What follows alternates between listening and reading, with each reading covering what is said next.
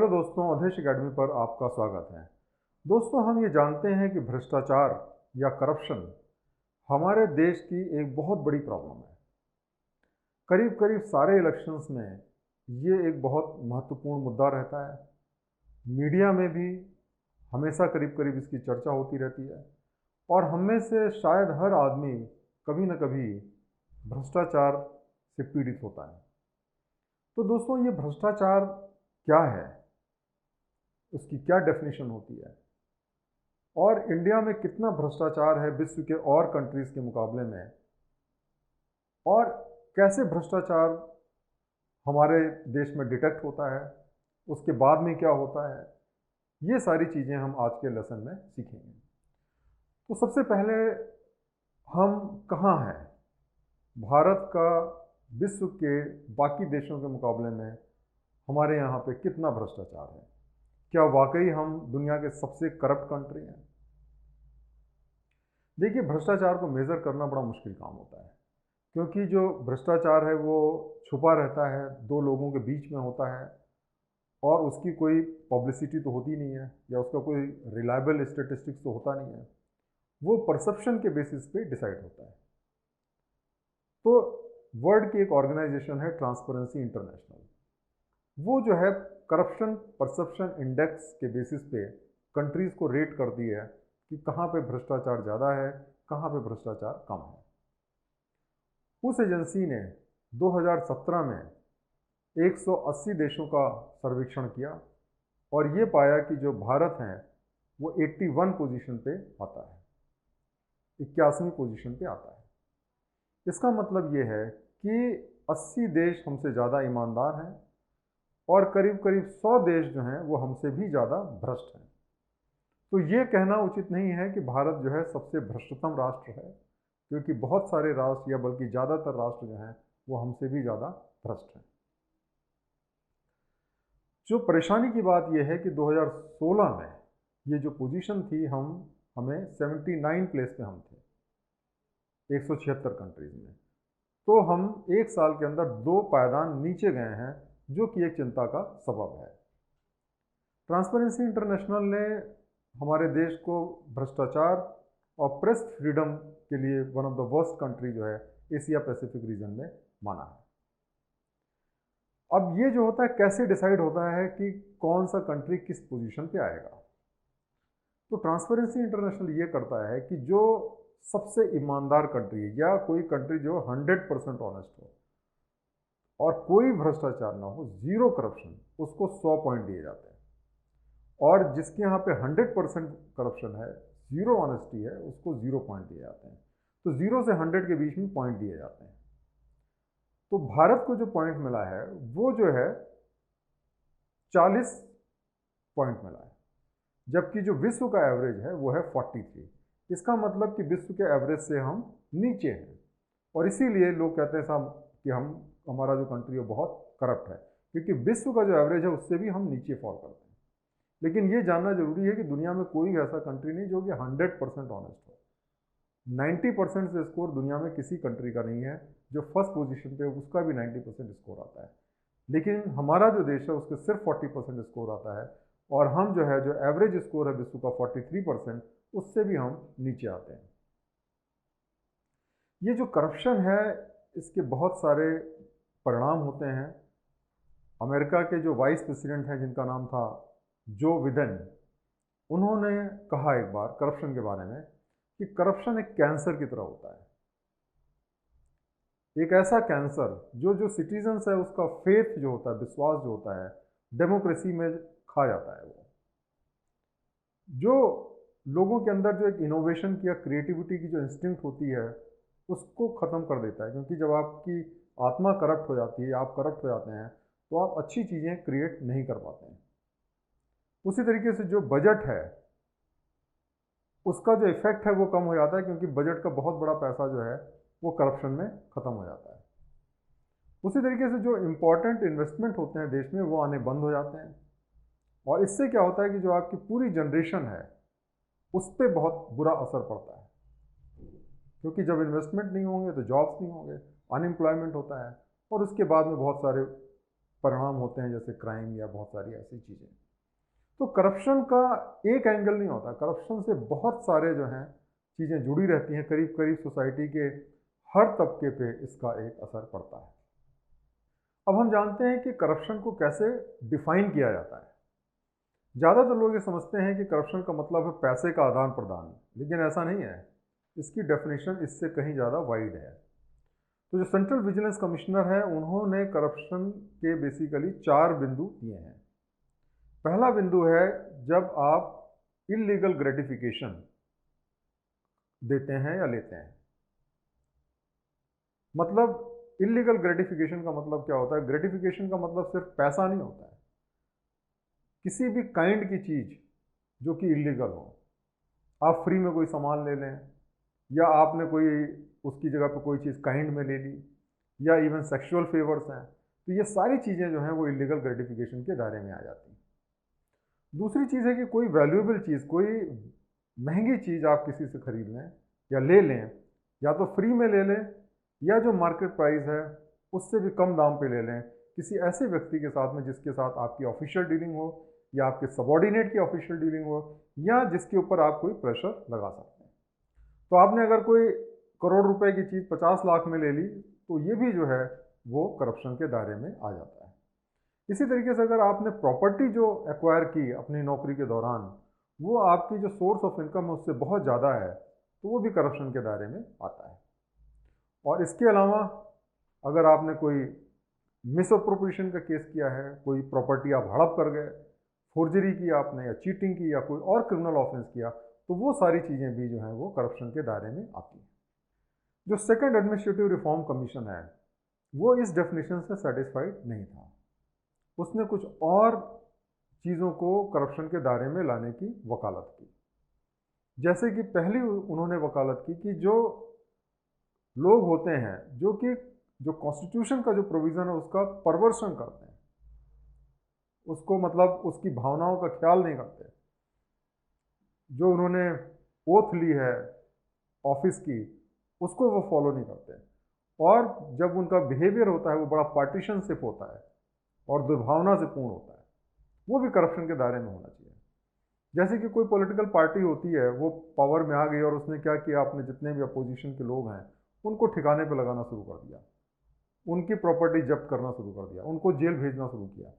तो इसमें हो सकता है कोई पैसा ना हो, लेकिन ये भी करप्शन के दायरे में आना चाहिए। उसी तरीके की अगर आप अपनी जो अथॉरिटी का इस्तेमाल करते हैं वो किसी को फेवर करने के लिए, किसी को हार्म करने के लिए करते हैं गलत तरीके से, तो वो भी करप्शन के दायरे में आना चाहिए। ये भी प्रपोज किया गया कि अगर जो है आप जो जस्टिस डिलीवरी सिस्टम है उसको परवर्स करने की कोशिश करें, उसको इन्फ्लुएंस करने की कोशिश करें, जैसे आप मिनिस्टर हैं और पुलिस वालों को फ़ोन कर दें कि भाई इसको छोड़ दो, इसको पकड़ लो, तो वो भी करप्शन के दायरे में आना चाहिए। और इसी तरीके से ये भी कहा गया सार्क द्वारा कि अगर कोई ऐसा ऑफिसर है जो सरकारी पैसे का दुरुपयोग करे, जैसे कि आपने अपने घर पे बहुत सारा पैसा खर्चा करके उसको रिनोवेट कर दिया, ऑफिस को रिनोवेट कर दिया, आपने महंगे से महंगा सामान अपने ऑफिस में लगा दिया, तो पैसे का अगर आपने मिसयूज़ कर दिया और उससे अपनी लाइफ स्टाइल या अपना स्टेटस बढ़ाने के लिए कि साहब हम राजा की तरह रहें, तो वो भी जो है करप्शन के दायरे में आना चाहिए, भले ही उसमें कोई भी गैर कानूनी काम ना हुआ हो। तो अब हम जानते हैं कि करप्शन कैसे जो है आम तौर पे लाइट में आते हैं, कैसे पकड़े जाते हैं, कैसे करप्ट लोग पकड़े जाते हैं, ये जानना भी हमें बड़ा ज़रूरी है, क्योंकि करप्शन बहुत सीक्रेटली किया जाता है। कई बार लोगों को कानो कान खबर नहीं होती कि कौन करप्ट कर रहा है, क्योंकि देने वाला और लेने वाला दोनों ही एक दूसरे को सपोर्ट करते हैं। तो करप्शन जो होता है, एक तो आता है कि अगर किसी एम्प्लॉई ने या किसी भी जो पब्लिक है जिससे पैसा लिया जा रहा है उसने कंप्लेन की कि भाई मुझसे पैसा डिमांड किया जा रहा है, तो वहाँ से दायरे में आता है। तो एक ये सोर्स हो गया। दूसरा क्या होता है कि हर साल जो है किसी भी गवर्नमेंट डिपार्टमेंट का इंस्पेक्शन होता है किसी दूसरे गवर्नमेंट के डिपार्टमेंट के द्वारा, या उसी डिपार्टमेंट की किसी दूसरी विंग द्वारा, और उसमें अक्सर स्टॉक का वेरिफिकेशन होता है चीज़ों का, और वहाँ से करप्शन जो है वो पकड़ा जाता है। अब मान लिया कि कहीं कस्टम डिपार्टमेंट में 100 किलो गोल्ड पकड़ा गया, और जब स्टॉक वेरिफिकेशन हुआ तो पाया गया कि 85 किलो था, तो वो एक तरीके से करप्शन का स्रोत होता है और उससे करप्शन पकड़ा जाता है। उसी तरीके से जो एनुअल प्रॉपर्टी रिटर्न होती है, जो कि हर ऑफिसर को या हर मिनिस्टर को हर साल देनी होती है, तो उसमें अगर किसी प्रॉपर्टी में एकदम से ज़्यादा बढ़ोतरी हुई तो वहाँ से करप्शन पकड़ा जाता है। इसके बाद में क्या होता है कि जैसे ऑडिट की जाती है डिफरेंट डिफरेंट एजेंसीज के द्वारा, और सीएजी भी ऑडिट करता है, और इस ऑडिट के दौरान कई बार बहुत सारी खामियां पाई जाती हैं और वहाँ से करप्शन जो है वो लाइट पे आता है। फिर क्या होता है कि कई बार प्रेस में या मीडिया में, सोशल मीडिया में बहुत सारे इश्यूज रेज किए जाते हैं। पैसा किसी ने मांगा, उसने क्या किया, उसका वीडियो बना दिया और फेसबुक पे डाल दिया या यूट्यूब पे डाल दिया, वो वायरल हो गया, तो उस तरीके से भी करप्शन जो है वो पकड़ में आता है। फिर स्पेसिफिक इन्फॉर्मेशन होती है। कई बार क्या होता है कि कोई इन्फॉर्मर आपको इन्फॉर्मेशन देता है कि भाई फला आदमी को इतना पैसा देगा, और उस स्पेसिफिक इन्फॉर्मेशन के बेसिस पे आप करप्शन के केस को पकड़ लेते हैं। उसके अलावा जो सीबीआई है, लोकल पुलिस है, या जो बाकी इंटेलिजेंस एजेंसीज हैं, वो इन्फॉर्मेशन कलेक्ट करती रहती हैं कि भाई कौन करप्ट है, कौन पैसा बना रहा है, कौन पैसा नहीं बना रहा है, और उसके बेसिस पे करप्शन जो है वो पकड़ में आता है। कई बार क्या होता है कि जो आपकी एजेंसीज हैं, जैसे सीबीआई है या इनकम टैक्स डिपार्टमेंट है या डीआरआई है या लोकल पुलिस है, वो लोगों का टेलीफोन नंबर जो है वो टैप करते हैं, और जब वो टेलीफोन टैपिंग करते हैं और उसमें ऐसे कुछ कन्वर्सेशन रिकॉर्ड होते हैं जिससे उनको पता चल जाता है कि हाँ भाई पैसे का आदान प्रदान होने वाला है या कोई करप्शन का एक्ट होने वाला है, और वहाँ से वो पकड़ में आते हैं। तो नॉर्मली देखिए क्या होता है कि जो करप्शन होता है वो पैसे लेते देते समय या रेड हैंडेड बहुत रेयर केसेस में पकड़ा जाता है। ज़्यादातर क्या होता है कि कुछ इरेगुलरिटीज़ आपके फाइल में पाई जाती हैं और जहाँ से प्रूव किया जाता है कि इससे करप्शन का एंगल बनता है या करप्शन लेकर के आपने कोई काम किया। अब मान लिया कि कोई ज़मीन है, तो एक सरकारी महकमे में एक आदमी को 100 रुपये में बेची आपने और दूसरे को 50 में बेच दी, तो यहाँ से एक शक होता है कि जिस आदमी को 50 में आपने बेची है वहाँ पे करप्शन का एंगल हो सकता है। कोई प्रूफ आपके पास नहीं है, लेकिन जो इस तरीके की रेगुलरिटीज़ हैं, उसके बाद में जब आप अफसर से पूछते हैं कि भाई तुमने क्यों 50 की बेची, और उसका कोई जवाब उसके पास नहीं होता, तो ये माना जाएगा कि ये करप्शन इन्वॉल्व है इसमें। तो सबसे पहली चीज़ ये है कि ग्रॉस और विलफुल निग्लिजेंस, मतलब जानबूझ के आप चीज़ों को इग्नोर कर देते हैं। तो नीचे आपके कोई 100 का बेच रहा है, कोई 50 का बेच रहा है, आपने एकदम ध्यान नहीं दिया, आपने हर फाइल को साइन करते चले गए, तो उससे करप्शन की बू आती है। दूसरा, रैकलेस इन डिसीजन मेकिंग। आपके सामने एक बहुत ही डिफ़िकल्ट सिचुएशन है और ऐसी चीज़ें जिसको कि आपको सोच समझ के, केस लॉज को देख के, लॉ प्रोसीजर्स को देख के डिसीजन लेना चाहिए, लेकिन आपने साहब एक लाइन में डिसीजन ले लिया कि हाँ ये ऐसे होगा, तो वो भी जो है करप्शन का शक पैदा करता है। फिर क्या होता है कि जो सिस्टम्स एंड प्रोसीजर्स है उसका आपने वॉल्यूशन किया है। जैसे मान लिया आपको टेंडर देना है, न्यूज़पेपर में पब्लिश करना है, आपने उन सब चीज़ों को छोड़ करके सीधा किसी को कॉन्ट्रैक्ट दे दिया, तो उससे भी पता चलता है कि करप्शन हो सकता है। उसी तरीके से अगर आपने अपना एक्सेसिव डिस्क्रिशन इस्तेमाल किया है, आपको डिस्क्रिशनरी पावर दी गई है, मान लिया कि आप जो है लैंड को फार्म लैंड से आप उसको जो है वो रेजिडेंशियल प्रॉपर्टी में कन्वर्ट कर सकते हैं, और उसको आपने एक्सेसिव लेवल पे इस्तेमाल किया, तो उससे भी जो है करप्शन का पता चलता है।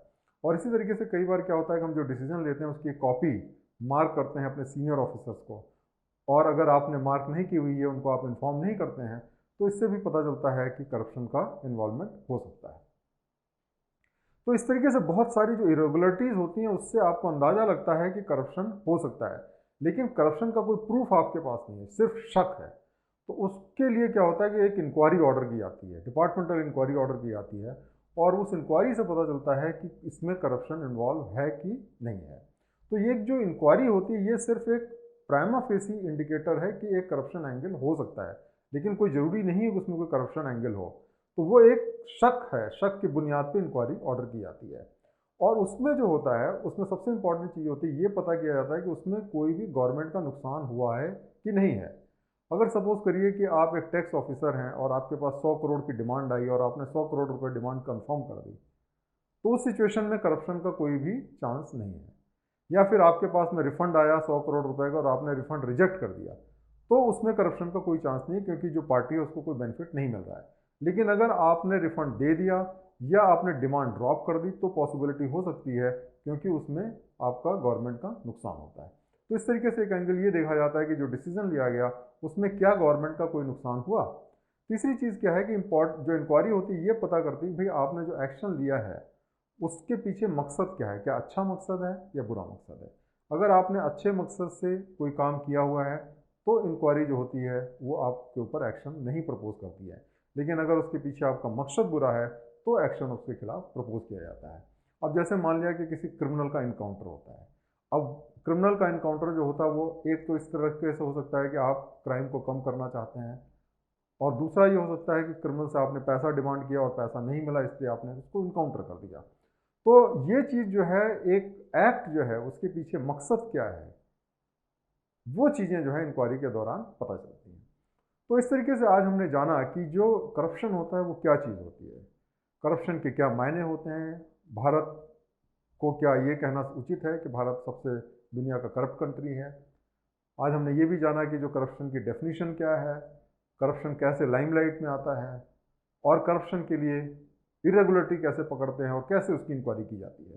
तो ये सारे जो हैं वो करप्शन से रिलेटेड बहुत ही इंपॉर्टेंट सब्जेक्ट्स हैं, बहुत इंपॉर्टेंट टॉपिक्स हैं। मुझे उम्मीद है कि आपको इसको पढ़ करके करप्शन के बारे में बेटर समझने का मौका मिला होगा, और हम इस चैप्टर को आगे भी जारी रखेंगे। Thank you very much.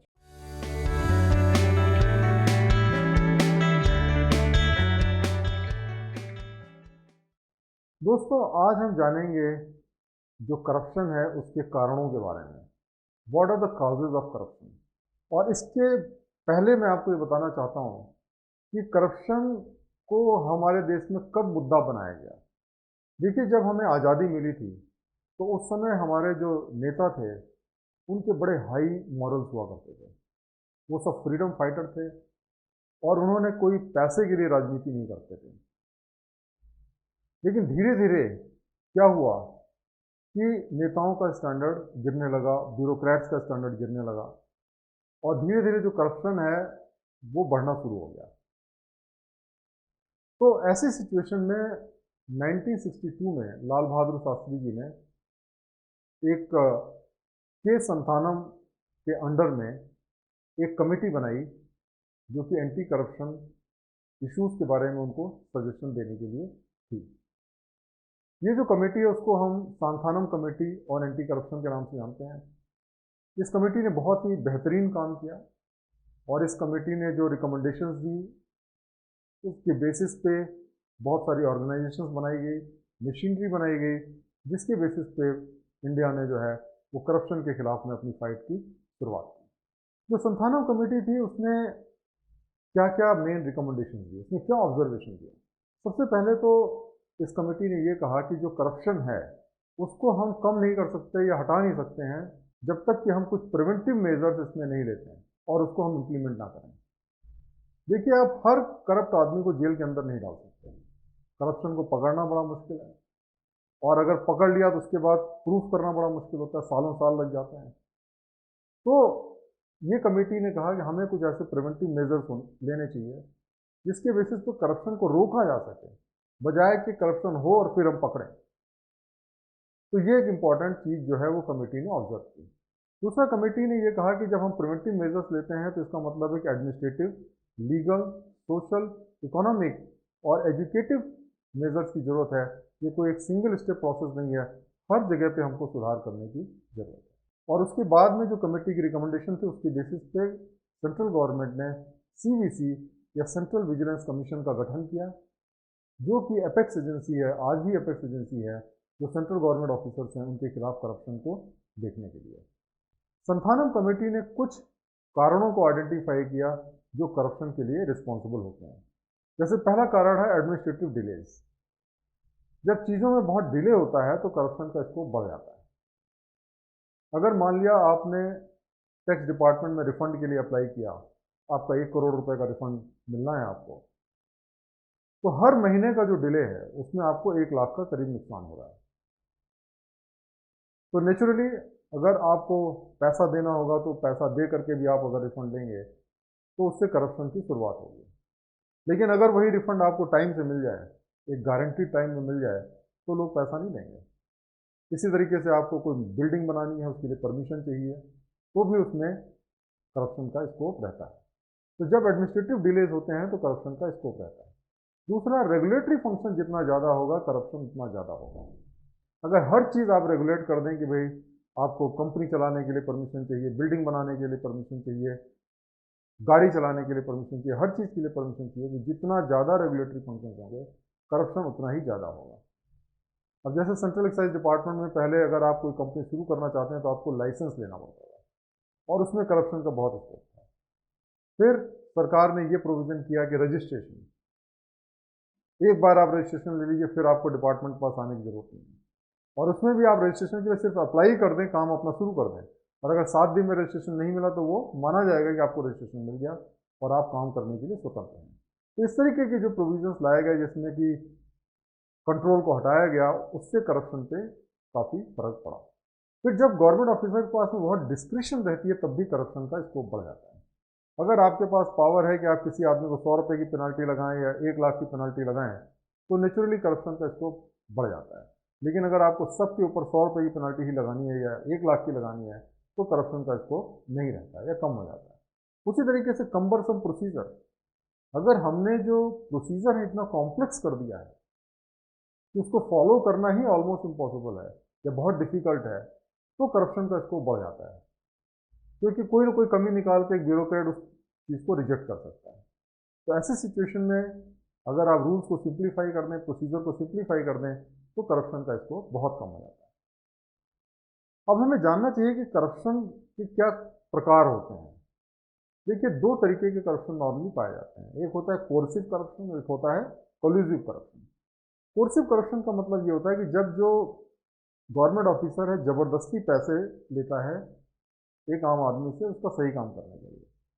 जैसे आप ड्राइविंग लाइसेंस बनाने के लिए जाते हैं आरटीओ ऑफिस में और आप बिना पैसा दिए हुए आपका ड्राइविंग लाइसेंस नहीं बनता, वो कहता है भाई इतना पैसा दीजिए तब बनेगा। तो ये हो गया आपका कोर्सिव करप्शन। दूसरा हुआ कोलिजिव करप्शन, जहाँ पे जो पैसे देने वाला है लेने वाला है दोनों ही आपस में मिले हुए हैं। अब एक कंपनी है जो कि हर साल 1 करोड़ की टैक्स चोरी करती है और उसने टैक्स डिपार्टमेंट को 10 लाख रुपए पहुंचा दिया, दोनों खुश हैं और उसकी चोरी हो रही है। ये हुआ एग्जाम्पल कोलिजिव करप्शन का। इस केस में 10 लाख रुपए की ब्राइब दी गई लेकिन देश को 1 करोड़ का नुकसान हुआ। आपने किसी को ठेका दिया, ठेके में आपने पैसा ले लिया। तो ये सारे जो एग्जाम्पल्स हैं ये कोलिजिव करप्शन के हैं। तो ये जानना जरूरी है कि जो प्रिवेंशन ऑफ करप्शन एक्ट है उसके अंदर पैसा देने वाला और पैसा लेने वाला दोनों ही जिम्मेदार माने जाते हैं, दोनों के खिलाफ में एक्शन होता है। लेकिन अगर जो पैसा देने वाला है वो गवाह बन जाए तो उसको इससे इम्यूनिटी मिल सकती है, या अगर वो 7 दिन के अंदर आकर के किसी गवर्नमेंट एजेंसी के सामने या जो अप्रोप्रिएट गवर्नमेंट एजेंसी है उसको बता दे कि मेरे साथ ज़बरदस्ती करके पैसा लिया गया है, तब भी उसको इम्यूनिटी मिल जाती है। अदरवाइज दोनों को सजा होती है। एक बहुत इंपॉर्टेंट चीज़ जो हमें जानने की ज़रूरत है वो है burden of proof, prevention of corruption. देखिए, नॉर्मल केस में क्या होता है कि कोई भी व्यक्ति पे अगर कोई इल्ज़ाम लगाया जाता है, चाहे मर्डर का हो चाहे जो भी ऑर्डर हो, सीरियस से सीरियस हो, तो वो आदमी हम तब तक इनोसेंट मानते हैं जब तक कि उसको कानूनी तौर पे हम उसको गिल्टी नहीं प्रूव करते हैं। तो बर्डन ऑफ प्रूफ जो होता है वो प्रोसिक्यूशन पे रहता है, गवर्नमेंट पे रहता है ये प्रूफ करना कि जो आदमी है वो गिल्टी है। लेकिन प्रिवेंशन ऑफ करप्शन एक्ट के अंदर अगर किसी को करप्शन के अंदर चार्ज किया गया तो ये माना जाएगा कि वो गिल्टी है जब तक कि अपने को वो इनोसेंट नहीं प्रूव करता। तो ये एक बड़ी इंपॉर्टेंट चीज़ है। तो अगर किसी के पास से डिसप्रोपोर्शनेट प्रॉपर्टी पाई गई मान लिया और उसके पास में 10 करोड़ 20 करोड़ की प्रॉपर्टी पाई गई, उसकी तनख्वाह 50,000 की है, 50 लाख की है, तो ये मान लिया जाएगा कि वो करप्शन का पैसा है जब तक कि वो ये ना प्रूव करे कि वो लीगल तरीके से बनाई हुई प्रॉपर्टी है। इसी तरीके से अगर कोई आदमी पैसा लेते हुए पाया गया तो ये मान लिया जाएगा कि वो जो पैसे का ट्रांजैक्शन है वो करप्शन का पैसा है। अब जैसे मान लिया कि एक आदमी ने दूसरे गवर्नमेंट ऑफिसर को वो 10,000 रुपये दे रहा है और उस समय उसको रेड हैंडेड पकड़ लिया गया, तो ये जो आदमी है दोनों को जेल जाना है। तो ये जो ब्राइब गिवर है या ब्राइब टेकर वो मिलकर एक थ्योरी बना सकते हैं कि भाई हमने 10,000 रुपये इसको लोन दिए थे, ये 10,000 रुपये मुझे वापस कर रहा है, तो उसको मुक्ति उससे नहीं मिलेगी क्योंकि ये मान लिया जाएगा कि वो पैसा दे रहा था जो ब्राइब का पैसा है। तो जब तक वो प्रूफ नहीं कर दे कि वाकई ये लोन था तब तक उसको उससे मुक्ति नहीं मिलेगी। जो सेकंड एडमिनिस्ट्रेटिव रिफॉर्म कमीशन थी उसने कुछ और चीज़ों को कोलिजिव ब्राइबरी के दायरे में शामिल करने की बात करी। उसने ये कहा कि अगर कोई भी गवर्नमेंट का डिसीजन होता है जिससे गवर्नमेंट का नुकसान होता है या उससे पब्लिक इंटरेस्ट का नुकसान होता है तो उसको हमें करप्शन ट्रीट करना चाहिए। जैसे अगर आप मान लिया कि कोई 100 रुपये की चीज़ आपने 50 रुपये में बेच दी तो भले ही ये प्रूफ ना मिले कि आपने कोई पैसा लिया है, इसको एक्ट ऑफ करप्शन माना जाएगा। ये सार की रिकमेंडेशन थी, और उन्होंने ये कहा कि भाई ऐसे केसेस में कोर्ट मान लेगा कि इसमें करप्शन हुआ है, और ऐसे केसेस में उन्होंने ये भी रिकमेंड किया कि 10 साल तक की सज़ा होनी चाहिए, जहाँ पे देने वाला और लेने वाला दोनों आपस में मिल करके काम कर रहे हैं। क्योंकि देखिए, जो हमारे देश में मेजर स्कैंडल्स हुए हैं उसमें कोई पैसा लेने देने का प्रूफ नहीं मिला है, क्योंकि दोनों ही इससे बेनिफिट होते हैं। जो सरकारी पद पे है उसको घूस मिल जाता है, ब्राइब मिल जाती है, और जो पब्लिक है या जिसने पैसा दिया वो 100 रुपये दे करके 10,000 का बेनिफिट पा जाता है। तो इसलिए ऐसे केसेस में ये सेकंड एडमिनिस्ट्रेटिव रिफॉर्म कमीशन ने कहा कि कम से कम 10 साल की सज़ा होनी चाहिए। तो इस तरीके से दोस्तों आज हमने जाना कि ये जो करप्शन होता है उसके क्या कारण होते हैं, किस तरीके से हमारे देश में करप्शन का उदय हुआ या कैसे करप्शन एक सीरियस मुद्दा बना, और फिर कैसे करप्शन को टैकल करने के लिए एडमिनिस्ट्रेटिव मशीनरी की शुरुआत की गई। मुझे उम्मीद है कि आज आप करप्शन के बारे में कुछ अच्छी चीज़ों को जान पाए होंगे, कुछ इंपॉर्टेंट चीज़ों को जान पाए होंगे, और इसके बारे में हम आगे भी आपको और बताएंगे सब्सिक्वेंट लेसन्स में। थैंक यू वेरी मच ये वीडियो देखने के लिए।